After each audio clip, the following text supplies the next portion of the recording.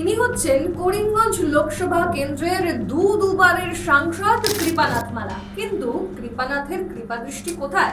জনতার সমস্যায় দেখা মেলে না কৃপানাথের।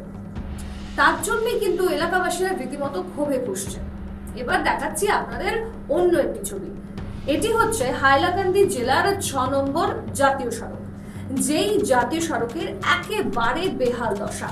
নিত্যদিন যাত্রীরা সমস্যায় পড়েন, প্রতিনিয়ত দুর্ঘটনার খবরও আমাদের কাছে আছে এবং তাছাড়া প্রাণহানিও হয়েছে অনেকের। কিন্তু কৃপানাথের কৃপা কোথায়? আগামীতে এই রাস্তা মেরামতের জন্য তিনি কোনো কাজ করবেন কি? কোনো পদক্ষেপ নিতে চলেছেন কি তিনি? প্রশ্ন আমজনতার। ও দেখুন অবস্থা এটা আমরা বর্ডার লাইনের